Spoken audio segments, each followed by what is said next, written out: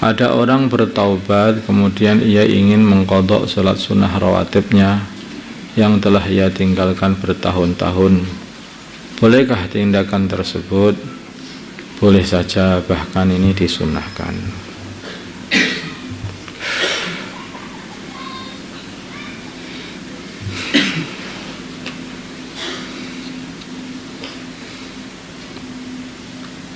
Juga dalam Minhajut Talibin wa Umdatul Muftiyin, Tuhfatul Muhtaj juga ada, Kanzur Raghibin juga ada. 2. Kewajiban penunggu orang sakit. Apa saja kewajiban penunggu orang sakit yang berkaitan dengan sholat? Jawab, dia wajib mengingatkan sholat dan membantunya untuk melakukan perkara-perkara yang harus dikerjakan sebelum sholat, misalnya wudhu ataupun tayamum. Dan seumpama tidak mau sholat, maka boleh agak memaksanya agar ia mengerjakan sholat.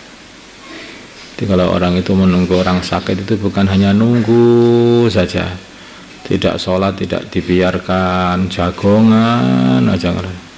Namanya orang sakit itu orang yang sudah mendekati akhirat, makanya itu justru amalan-amalan akhirat itu lebih dikuatkan.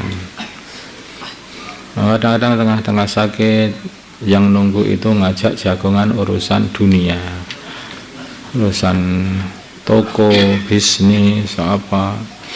Nanti akhirnya orang yang sudah itu mojok di pintu akhirat itu lah kok malah dia itu ngomong urusan dunia.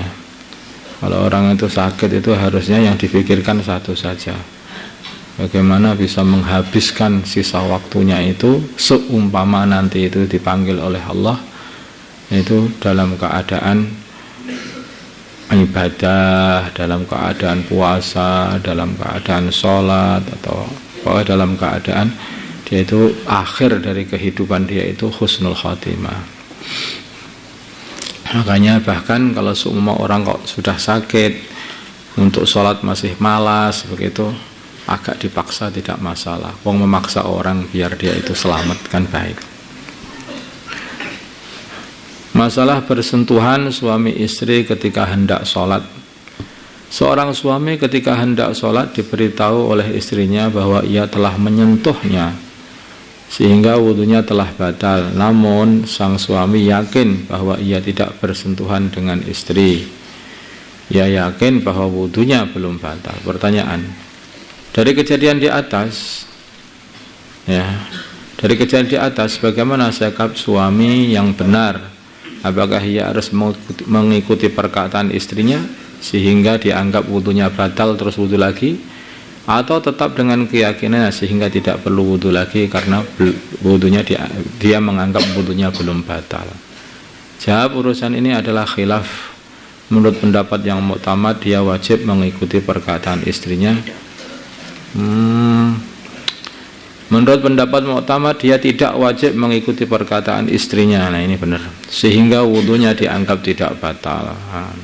Sehingga wudunya tidak dianggap tidak batal, karena kan mengikut keyakinannya dia sendiri. Seharusnya orang itu seperti orang sholat itu, kalau dia itu sudah yakin sholatnya benar, ya sudah, nggak usah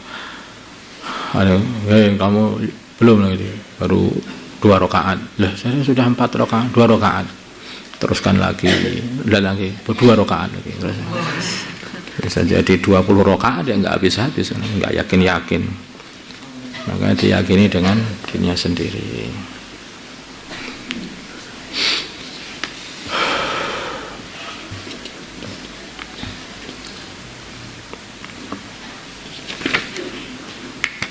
Masalah jamaah sholat jenazah bagi wanita.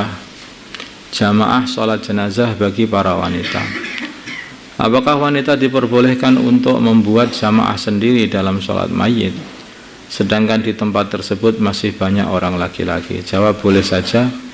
Hanya saja sholat mereka belum menggugurkan kewajiban sholat jenazah bagi laki-laki yang balik dan berakal.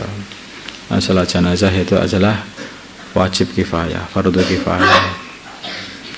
Dan yang kena kewajiban ini hanya para laki-laki, iya. Wala yastukutu bin nisa'i wa hunaka rijalun minal asah wa al-asah fil asah. Ya, ini harus laki-laki yang mengerjakan itu, yang kaul yang paling sahih, yang asah. Pengumuman barang temuan, apakah sudah mencukupi mengumumkan barang temuan dengan menempelkan secarik kertas di tempat barang temuan tersebut ditemukan? Jawab, yang demikian ini belum mencukupi jika hanya diumumkan di tempat barang tersebut ditemukan. Akan tetapi harus diumumkan di tempat-tempat keramaian, karena tujuan dari mengumumkan adalah agar pemilik barang mendapatkan barangnya kembali. Ya, kalau menemukan barang temuan terus menemukannya itu di sawah, umpamanya menemukan apa itu kitab aja lah, pelajar kok maksudnya, kitab di sawah begitu. Terus diumumkan di sawah, dikasih kertas, ditaruh di bawah itu dekat galengan begitu aja. Siapa yang mau baca? Paling orang itu jatuh di situ, kitabnya kan hanya sekali lewat. Masalahnya kan begitu. Makanya kalau mengumumkan di tempat barang temuan, ya belum tentu cukup. Makanya harus diumumkan di tempat yang ramai sekiranya orang itu banyak lewat di situ itu. Masa mengumumkan untuk barang yang berharga diumumkan selama 1 tahun. Adapun caranya adalah diumumkan sebanyak 2 kali dalam sehari. 2 kali dalam sehari kayak wiritan gitu ya. Yaitu pagi dan sore selama sejumat, kemudian sehari sekali selama sejumat, kemudian sejumat sekali atau sejumat 2 kali selama 7 Jumat, kemudian sebulan sekali. Masya Allah. Untuk barang yang rendah harganya, hakir misalnya, diumumkan selama masa yang biasanya pemiliknya sudah merelakan mengikhlaskan. Barang-barang yang rendah, kayak menemukan pulpen gitu ya, itu diumumkan sekiranya itu. Kalau menemukan sepeda motor itu ya, itu gak nemu, ngambil namanya itu. Nah, itu harus diumumkan seperti itu. Barang berharga beda dengan barang yang rendah. Kalau kayak pulpen begitu saja itu kan kalau sudah beberapa hari paling orangnya sudah nggak pengen lagi mencari. Allahumma shalli ala sayyidina Muhammad wa ala sayyidina Muhammad wa sallallahu ala sayyidina Ibrahim wa ala ali sayyidina Ibrahim wa barik ala sayyidina Muhammad wa ala sayyidina Muhammad.